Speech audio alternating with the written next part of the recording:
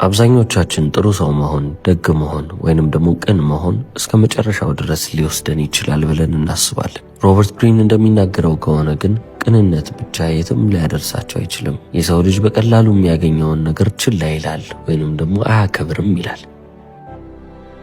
አሁን ታዲያ ስለ ሰዳክሽን እያወራን ስለሆነ ስለ መማረክና ስለ መማለል እያወራን ስለሆነ ካይንድነስ ብቻ እናንተን ሊረዳችሁ አይችልም፣ እንደውም ሊጎዳችሁ ይችላል። ምክንያቱም ብዙ ጊዜ ቅን ስትሆኑ ፕሬዲክተብልም ትሆናላችሁ። ፕሬዲክተብል የሆነ ሰው ማለት ደግሞ ተገማች የሆነ ሰው ማለት ነው። ስለዚህ ሁሌም ቢሆን የምታደርጉት ነገር በቀላሉ የሚገመትና የሚታወቅ ከሆነ ያ ሰው ለእናንተ ያለው ፍላጎት እየቀነሰ ይመጣል። ምክንያቱም ምንም አይነት ሰርፕራይዝ የሚያደርጋቸው ነገር አይኖርም ይላል። ያንን ኢንትረስትድ የሆነውን ሰው የበለጠ ለእናንተ ያለውን ስሜት ከፍ እያደረገ እንዲመጣ ከፈለጋችሁ ሁለት አይነት ተቃራኒ ስሜቶችን እያሳያችኋቸው መምጣት አለባችሁ። ቅን ትሆናላችሁ፣ ትገኛላችሁ፣ ፍቅርን ትሰጣላችሁ።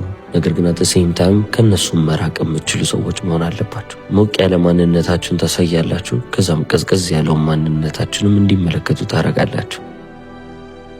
ርህራሄንም የምታሳዩ አይነት ሰዎች ትመስላላችሁ። አንዳንዴም ደግሞ የሚያስፈራም ሰው መስላችሁ ትገኛላችሁ። ይሄ ሰው እንደዚህ አይነት ሰው ነው ብለው እናንተን በአንድ ሳጥን ውስጥ እንዲያስቀምጧችሁ በፍጹም እንዳትፈቅዱ።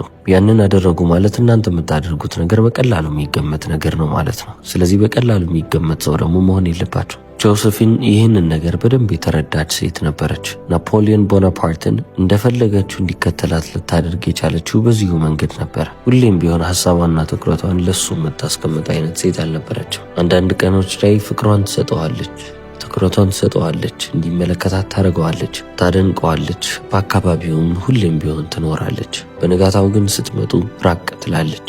ለሱ የምትሰጠውን አቴንሽን ወይንም ትኩረቷንም ትቀንሳለች። የለመደውን ነገር ሊያገኝ አይችልም ማለት ነው። ይህ በሷ እርግጠኛ ሊሆንበት የማይችለው መንገድ ወይንም ደግሞ አንሰርቴን የሆነበት መንገድ እሱን እያሳበደው መጣ።